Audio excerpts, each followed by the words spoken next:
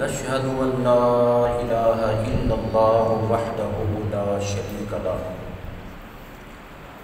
ونشهد أن سيدنا وسندنا وحبيبنا وشفيعنا ومولانا وملجأنا ومولانا محمدا صلى الله تعالى عليه وعلى آله وصحبه وبارك وسلم عبده ورسوله.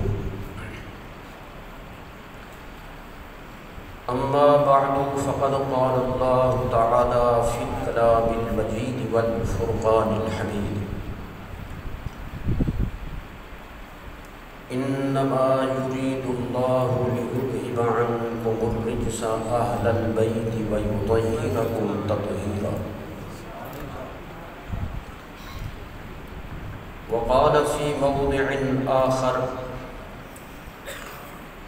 لا يستوي منكم من أنفق من قبل الفتح وقاتل أولئك أعظم درجة من الذين أنفقوا من بعد وقاتلوا وكلا وعد الله الحسنى والله بما تعملون خبير. وعن النبي صلى الله تعالى عليه وآله وصحبه وبارك وسلم أنه قال: أحب الله لما يغدوكم من نعمه وأحبوني لحب الله وأحبوا أهل بيتي لحبي. وقال صلى الله تعالى عليه وسلم: الله في أصحابي لا تتخذوهم غرضا من بعدي فمن أحبهم فبحبي أحبهم. وقال صلى الله تعالى عليه وسلم: إن مثل أهل بيتي فيكم كمثل سفينة نوح من ركبها نجا ومن تخلف عنها هلك. وقال صلى الله عليه وسلم: أصحابي كالنجوم فبأيهم اقتديتم اهتديتم. وقال صلى الله تعالى عليه وسلم: يخرج في آخر الزمان قوم يسبون أصحابي إن مرضوا فلا تعودوهم وإن ماتوا فلا تصلوا عليهم ولا تصلوا معهم ولا تواكلوهم ولا تشاربوهم ولا تجالسوهم، أو كما قال صلى الله تعالى عليه وآله وصحبه وبارك وسلم. صدق الله العظيم وصدق رسوله النبي الكريم ونحن على ذلك لمن الشاهدين والشاكرين والحمد لله رب العالمين. دوشی پڑھیے: اللہم صلی وسلم وبارک علی حبیبک وآلہ وصحبہ اجمعین عدد خلقک ورضا نفسک وزنة عرشک ومداد کلماتک. الصلاۃ والسلام علیک یا رسول اللہ. مل کر پڑھیے: الصلاۃ والسلام علیک یا حبیب اللہ. الصلاۃ والسلام علیک یا سید المرسلین وعلی آلک واصحابک یا رحمۃ للعالمین.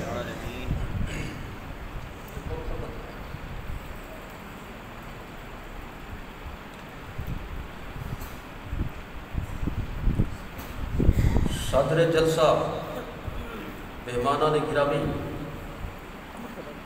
ذوقار حضرات علماء و مشایخ اہل سنت، امائم و صحابہ مسلک، سامعین محترم، حاضرین مکرم، برادران مسلک،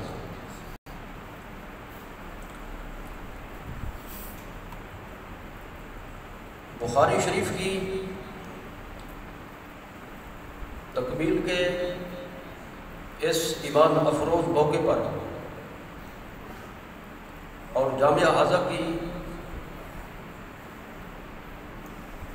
اس سالانہ نشست میں دستار فضیلت کی تقریب میں میں سب سے پہلے جامعہ حاضہ کے منتظمین، اراکین، عہدیداران اور متعلقین، مدرسین، معلمین اور متعلمین سب کو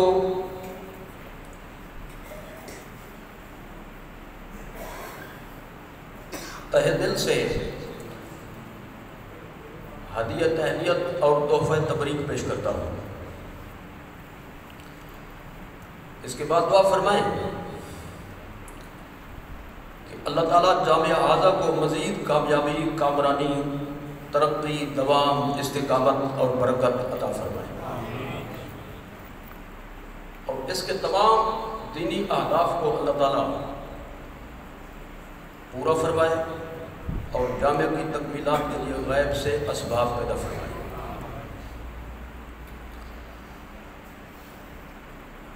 الحمدللہ میں خود بھی شعبہ تدریس سے منسلک ہوں، اس لیے اس جیسی تقریبات میں بہت قلبی مسرت حاصل ہوتی ہے۔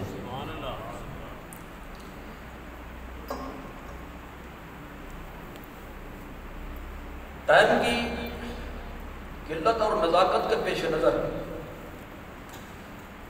اب صرف حاضری پیش کروں گا۔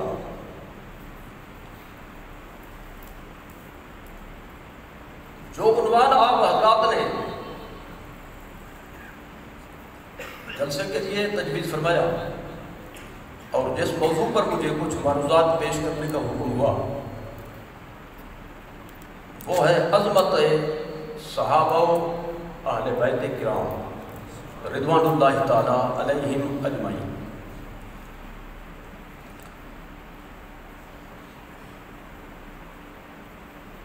اس کا پس منظر کیا ہے وہ آپ حضرات کو معلوم ہے،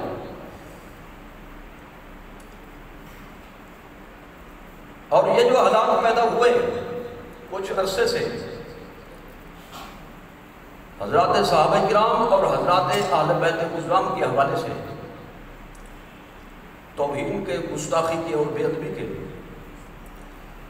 تو سب سے پہلے ہم ان تمام گستاخی کرنے والوں کی مذمت کرتے ہیں، اور سرکار کا یہ فرمان ہے اس پر ہم عمل کرتے ہوئے اپنے جذبات کا بھی اظہار کرتے ہیں۔ آپ نے فرمایا اذا رأیتم الذین یسبون اصحابی فقولوا لعنۃ اللہ علی شرکم، جب تم لوگوں کو میرے صحابہ کی گستاخی کرتا ہوا دیکھو تو کہہ دیا کرو اللہ تمہارے شر پر لعنت بھیجے۔ یہ حضور کا فرمان ہے۔ چپ ایسے ہو گئے جیسے ڈر گئے ہوں، یہ پتہ نہیں کیا ہوگا، جس کا کلمہ پڑھا ہے اسی کا فرمان ہے۔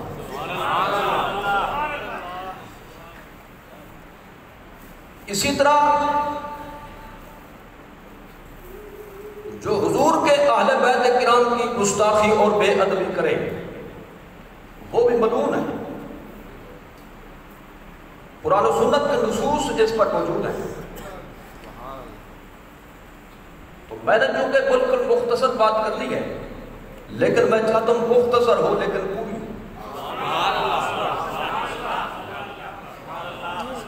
تو یہ کوئی نئی بات نہیں ہے ان اکابر کی گستاخی اور توہین کے حوالے سے، یہ شروع سے ہے۔ یہود و نصارہ اور غیر مسلمین شروع سے سر جوڑ کر ہمیشہ ہر دور میں بیٹھتے ہیں اور کوئی نہ کوئی سازش وہ جاری رکھتے ہیں، اور آپ کو یہ پتہ ہونا چاہیے انگلینڈ میں ایک یونیورسٹی ہے جس میں باقاعدہ درس نظامی کا کورس کرایا جاتا ہے اور دورہ حدیث ہوتا ہے، اور مختلف علوم و فنون پر تخصص کرایا جاتا ہے، لیکن یہ کام کرنے والے وہ سب کے سب یا تو یہودی ہوتے ہیں یا نصرانی ہوتے ہیں یا غیر مسلم ہوتے ہیں، مسلمان کوئی بھی نہیں ہوتا. ان کی شکلیں مسلمانوں والی بنا کر مختلف نام دے کر ان کو پیچھے سرپرستی ادھر سے ہوتی ہے اور وہ مختلف مقامات پہ مختلف جگہوں پہ پوری دنیا میں کہیں امام ہوتے ہیں, کہیں خطیب ہوتے ہیں, کہیں مدرس ہوتے ہیں. تو ان کو سارا کچھ پڑھایا ہوتا ہے کہ بھی آپ نے یہ جو تفسیر پڑھی ہے تو اس لیے پڑھی ہے یہاں اعتراض کرنا ہے ان پہ, اور شک و شبہ بنا کر مسلمانوں کے دلوں میں ڈالتے رہنا ہے. یہ ان کا مشن ہے اور یہ یونیورسٹی اب بھی چل رہی ہے. تو یہود و نصارہ نے شروع سے ایک فیصلہ کیا تھا اور ان بے ایمانوں کو یہ پتا ہے کہ دین اسلام ہی برحق ہے اور ان کو یہ بھی یقین ہے کہ حضور واقعی اللہ کے سچے رسول ہیں. الذین آتیناہم الکتاب یعرفونہ کما یعرفون ابناءہم. حضور کے رسول برحق ہونے کو وہ ایسے ہی جانتے پہچانتے ہیں, ان کو کوئی شک نہیں ہے, جیسے ان کو اپنے بیٹے کے بارے میں بیٹا ہونے پر شک نہیں ہے کہ یہ بیٹا کسی اور کا نہیں ہمارا ہے. لیکن تعصب ہے, عناد ہے, بغض ہے, کفر ہے. اس لیے انہوں نے یہ شروع سے میٹنگ کی تھی اگر دین اسلام کو کمزور کرنا ہے اس کا واحد حل یہ ہے کہ لوگوں کو صحابہ اور اہل بیت سے متنفر کرنا.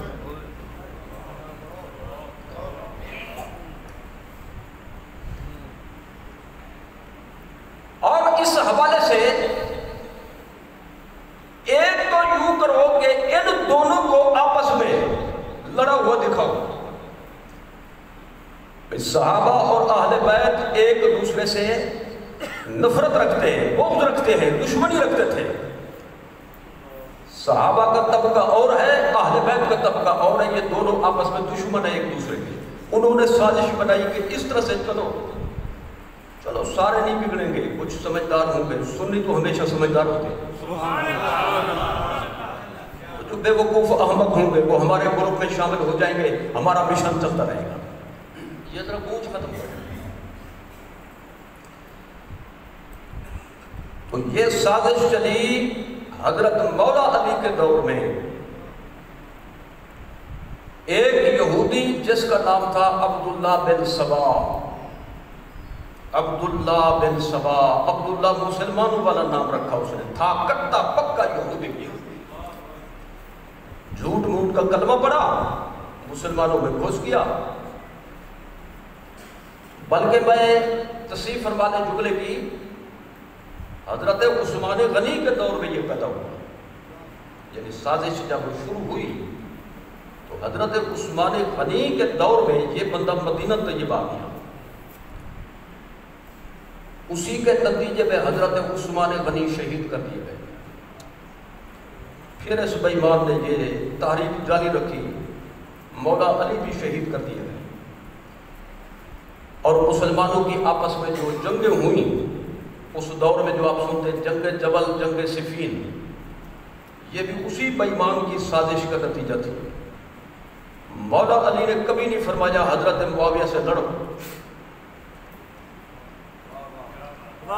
حضرت معاویہ نے کبھی نہیں فرمایا مولا علی سے لڑو. جنگ جبل کے موقع پر ام المؤمنین نے ہرگز نہیں فرمایا تھا کہ مولا علی سے جنگ کرو, اور مولا علی نے بالکل نہیں فرمایا تھا کہ حضرت عائشہ صدیقہ سے لڑو. بلکہ انہی بے ایمانوں نے, ان کے گروپوں نے آپس میں شرارت کی, لوگوں نے سمجھا جنگ ہو گئی, پھر جو ہوا ہوا. تو اب یہ سازش چلی اسی دور سے. تو میں مختصر بات کرنا چاہتا ہوں. جو صحابہ کرام کا نام لے کر ان کی تعریف کرتے تھے تاکہ پتہ چلے کہ بھی یہ حق والے ہیں, سہارا تو لیتے کسی نہ کسی کا, وہ در پردہ ہیں خارجی, مولا علی کے دشمن. اور جو اہل بیت کا نام لیتے تھے مولا علی اور آپ کے خاندان کی تعریف کا سہارا لیتے تھے اپنے آپ کو چھپانے کے لیے, وہ در پردہ ہے رافضی. رافضی صحابہ کے دشمن، خارجی مولا علی کے دشمن، ایک طبقہ ہمیشہ ہر دور میں رہا ہے جو صحابہ کا بھی غلام، اہل بیت کا بھی غلام،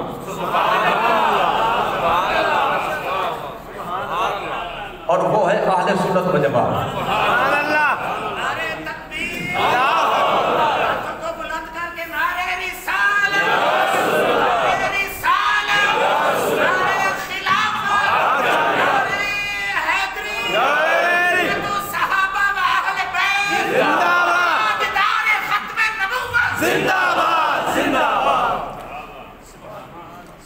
آئیے میں اسی حوالے سے چند جملے عرض کرنا چاہتا ہوں۔ پہلی بات تو یہ سماعت فرمائیں کہ صحابہ اور اہل بیت یہ گروپ نہیں ہے،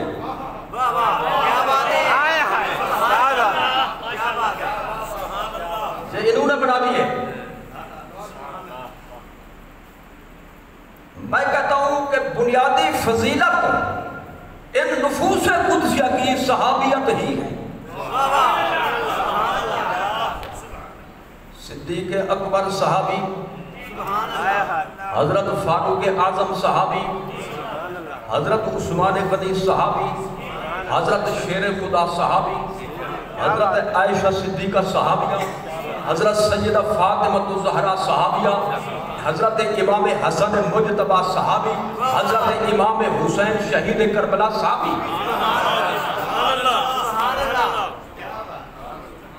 لہذا صرف صحابہ کا عنوان دے کر فضیلت کی محفل سجائیں، اہل بیت کا ذکر نہ بھی ہو تو صحابہ اس میں شامل ہوں گے، بشرط کہ تقریب کرنے والا خارجی نہ ہو، سنی ہو۔ تو اب بنیادی فضیلت ان کی صحابیت ہے۔ تو بات یہ ہے اس حوالے سے کہ یہ سہارا لیتے ہیں جھوٹی موٹی تاریخ کا، تاریخ کے جھوٹے واقعات اور جھوٹی حکایتیں جمع کر کے لوگوں کو گمراہ کرتے ہیں، یہ ہو گیا وہ ہو گیا، فلان تاریخ میں لکھا ہوا ہے۔ ایک اصول یاد رکھیں، جو تاریخ جو روایت اللہ کے کلام سے ٹکرائے وہ گلی میں پھینکنے کے قابل ہے، واجب الرد ہے۔ اللہ کے کلام کے مقابلے میں حضور سے منسوب حدیثوں وہ بھی نہیں چلتی، یعنی یہ نہیں کہ حدیث غلط ہوگی، بلکہ یہ ہے کہ راوی کا یہ کمال ہوگا۔ جزاک اللہ، یہ راوی کی شرارت ہوگی، لہذا یہی کہا جائے گا اگرچہ ہمیں ملے یا نہ ملے، جو چیز قرآن کے خلاف ہوگی واجب الرد ہوگی۔ تو سب سے پہلے ہم دیکھتے ہیں قرآن کو۔ قرآن نے صحابہ اہل بیت کے بارے میں ہمیں کیا سمجھایا؟ سبحان اللہ، سبحان اللہ۔ دیکھیں ترتیب دیکھیے بڑی ایمان افروز، سورت ہے الفتح، یعنی جو پڑھے عمل کرے اس کو فتح، سبحان اللہ، کیا بات، دنیا میں بھی فتح، برزخ میں بھی فتح، آخرت میں بھی فتح۔ آخر میں اللہ تعالیٰ نے سب سے پہلے اپنا ذکر فرمایا، سبحان اللہ، والذی ارسل رسولہ بالہدی ودین الحق لیظہرہ علی الدین کلہ وکفی باللہ شہیدا۔ یہ اللہ کا ذکر ہو گیا۔ پھر فرمایا محمد الرسول اللہ، سبحان اللہ، حضور کا ذکر ہو گیا۔ پھر کیا فرمایا؟ والذین معہ، کیا بات ہے، والذین معہ، جو حضور کے ساتھی ہیں، ساتھیوں میں سب آ گئے، الذین ہے بھی جمع، الذین نہیں ہے کہ بھی مولا علی پر چسپاں کر دیا جائے شرارت کر کے، مولا علی بھی اس میں ہے۔ اور یہ بات وہ کرے جو کسی کو خارج کرتا ہو، لیکن جو خود خارج ہو ہمیں کیا خارج کرنے کی ضرورت ہے؟ کیا بات، والذین معہ، مطلق فرمایا، کسی کا نام نہیں لیا، فرمایا جو میرے محبوب کے ساتھی ہیں۔ اصحاب اس میں آ گئے، ازواج مطہرات اس میں آ گئی، اولاد پاک اس میں آ گئی، مولا علی اس میں آ گئے، سیدہ زہرا آ گئی، حسنین کریمین آ گئے، سیدہ زینب آ گئی، سیدہ ام کلثوم آ گئی، سیدہ رقیہ آ گئی، حضرت بلال آ گئے، حضرت سلمان آ گئے، حضرت ابو ذر آ گئے، تمام صحابہ اہل بیت ازواج سارے آ گئے، کیونکہ سب معاہود ہیں۔ کیا بات ہے! اللہ فرماتا ہے یہ حضور کے جتنے ساتھی ہیں، ساتھ والے کلمہ پڑھ کر حضور کی غلامی میں آنے والے جو خوش نصیب ہیں۔ دو وصف بیان کیے ان کے شروع میں، ان پر ذرا غور فرمائیں۔ فرمایا یہ دودھ بھی ہیں، یہ زہر بھی ہیں۔ یہ دودھ بھی ہیں، زہر بھی ہیں۔ اشداء علی الکفار، ان کو کافروں کے مقابلے میں دیکھو تو یہ ننگی تلوار ہے۔ رحماء بینہم، اگر آپس میں دیکھو، والذین معہ، یہ سب کے سب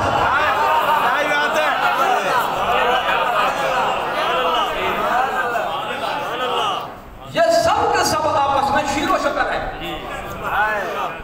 اچھا اب طبقات ہوں گے کئی، پھر ان سے ہٹ کر کچھ ہوں گے ماننے والے، کچھ ہوں گے انکار کرنے والے۔ جو ماننے والے ہوں گے وہ تو ہو گئے حصہ ان کا، اور جو منکر ہے معہو کے، والذین معہو کے، اللہ نے ان کا نتیجہ بھی اسی صورت میں آؤٹ فرما دیا، اور جو ماننے والے ان کا بھی۔ جو نہ ماننے والے ان کو ان کے فرمائے لیغیظ بہم الکفار، لیغیظ بہم الکفار، میرے نبی کے ان ساتھیوں کی جماعت کو دیکھ کر، والذین معہو کو دیکھ کر، آپس میں شیر شکر دیکھ کر کافر جلتے ہیں، کافر جلتے ہیں۔ اور جو ماننے والے ان کو کیا، وعد اللہ الذین آمنوا، اس میں پھر خوشخبری دی ان کو جو ان کو مانتے۔ تقسیم اللہ نے کر دی۔ اب تاریخ کہے یہ لڑے ہوئے ہیں دشمن آپس میں، تاریخ بھی ان کی بنائی ہوئی ہو، اور اللہ کا کلام کہے کہ نہیں نہیں نہیں یہ تو شیر شکر ہیں، ان بیمانوں کو مانے گا۔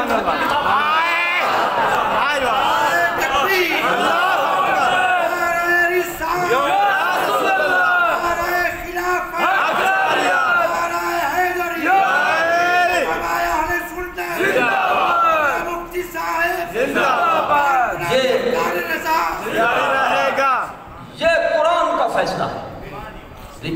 قرآن کے بعد جو روایت یا تاریخ قرآن سے ٹکرائے گی، ہم سے جو ٹکرائے گا پاش پاش ہو جائے گا۔ یعنی قرآن و حدیث سے، قرآن سے جو روایت میں ٹکرائے، تاریخ ٹکرائے، وہ پاش پاش ہو جائے گی، ماننے کے قابل نہیں ہوگی۔ اب قرآن یہ کہتا ہے یہ آپس میں ایک ہے، کوئی کہے نہیں یوں نہیں ہے، پھر تو اللہ کے کلام کی ہم نے تکذیب کی، جھوٹوں کو سچا مانا۔ تو یہ ہے پہلی دعوت اس حوالے سے بھی قرآن کیا کہتا ہے۔ میں لمبی چوڑی گفتگو چونکہ نہیں کرنی، لہذا میں مقصد کی بات کرتا ہوں۔ بھئی صحابہ اہل بیت ایک، دیکھیے بھائی یہ اگلی مثال میں یہ پیش کرتا ہوں اس کی۔ کہتے ہیں کہ بھئی حضرت سیدہ ناراض ہو گئی تھی صدیق اکبر میں، پھر آخر تک کلام نہیں کیا وفات تک۔ کہاں ہے جی بخاری شریف میں جو آج آپ نے مکمل کی۔ فغاضبت فلم تکلم حتی ماتت، ناراض ہو گئی اور آخری دم تک انہوں نے کوئی بات نہیں کی۔ میں کہتا ہوں یہ حدیث ہو تو پھر فیصلہ ہو جائے گا، لیکن غاضبت فلم تکلم ہو، اس کی حیثیت حدیث کی نہیں ہے۔ یہ راوی کا کلام ہے، راوی کا تاثر ہے، یہ تاریخ بنے گی۔ کیا بنے گی؟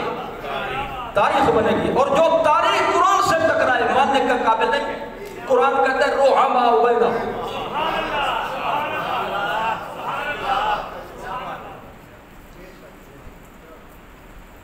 لیکن اب بےایمانوں کو اتنا بھی احساس نہیں ہوا. صدیق اکبر نے تو سنائی تھی حدیث, تو اب اگر سیدہ ناراض ہو گئی تو پھر تو وہ حدیث پہ ناراض ہو گئی نا. میں آپ کو مسئلہ بتاؤں, آپ کہیں دلیل بتاؤ, میں حدیث نبوی پیش کروں, آپ مجھ پہ ناراض ہو جائیں جی, تو مجرم میں ہوں یا آپ ہوں گے؟ یعنی یہود و نصارے کی سازش ہے, ادھر ان کو مجرم بنا کر پیش کرو, اہل بیت کو بھی, یعنی حضور کی حدیث کو سن کر بھی پھر بھی ناراض ہو گئے. حضرت سیدہ نے نہیں فرمایا میں ناراض ہوں جی, یہ راوی کا تاثر ہے. اور راوی جو ہے نا وہ سرائکی میں کہتے بھی چویا سے ریڑ چھوڑے سے, یعنی جھوٹ اتنا تھا بڑا, اٹھا نہیں سکا, اس کو دھکا دے دیا اس نے. جھوٹ ہے, سیدہ ناراض نہیں. اچھا پھر کہتے ہیں باغ فلک مانگنے گئی تھی. میں کہتا ہوں اس حوالے سے کہ بھئی ساری بحثیں چھوڑ دو, بالفرض مانگنے گئی تھی, 1 منٹ کے لیے مانگ دے. تو میں اس حوالے سے ان کو بھی دعوت فکر دیتا ہوں جو کہتا ہے بیان مسئلہ میں توہین ہو جائے تو کوئی بات نہیں. پھر سنی کیسے ہوئے؟ سنی تو وہ ہوتا ہے ہر اللہ کے محبوب کو سر آنکھوں میں رکھے. صحابہ کا بھی ادب برقرار ہے, اہل بیت کا ادب بھی برقرار ہے. میں اس حوالے سے ایک جملہ کہتا ہوں اور میں یہی جواب دیتا ہوں ہمیشہ باغ فدق کے حوالے سے, بالفرض مانگا ہو کوئی بات نہیں, سوال کیا ہو کوئی بات نہیں.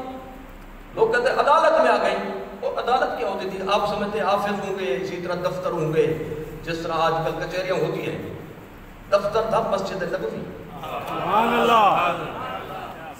گھر تھا ساتھ ساتھ. صدیق اکبر لگتے ہیں نانے سیدہ زہرا بطول کے, ام المؤمنین عائشہ صدیقہ اماں کا باپ نانا. تو پھر ساتھ گئی تو حضرت عباس کو ساتھ لے گئی. ابا کا جو چچا ہوتا ہے وہ دادا ہوتا ہے, دادے کے ساتھ جا رہی ہیں, نانے کے پاس آ رہی ہیں.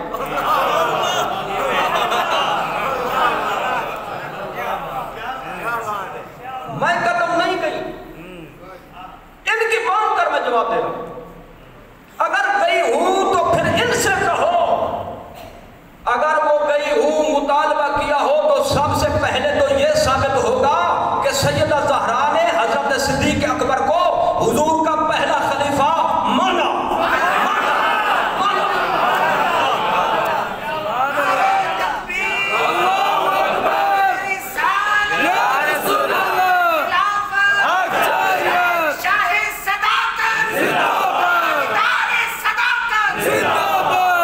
خلیفہ بلا فصل, خلیفہ اول تو صدیق اکبر ہوئے نا, حضرت سیدہ کی مہر تصدیق سے. یہ نظر نہیں آتا, آنکھیں بند کر کے چلتے ہو. اور ویسے مشہور ہے بے وقوف پہلے بولتا ہے پھر سوچتا ہے. بے وقوف پہلے بولتا پھر سوچتا ہے, سنی پہلے سوچتا ہے پھر بولتا ہے. اگر بالفرض مانگا ہو تو کوئی مسئلہ نہیں. مانگا اس لیے نہیں تھا کہ ان کو کوئی دنیا کی لالچ تھی, مانگ سکتی نہیں کیونکہ وہ چیز میراث والی تھی نہیں, ورثہ اس میں بنتا ہی نہیں, نبی کا ورثہ ہوتا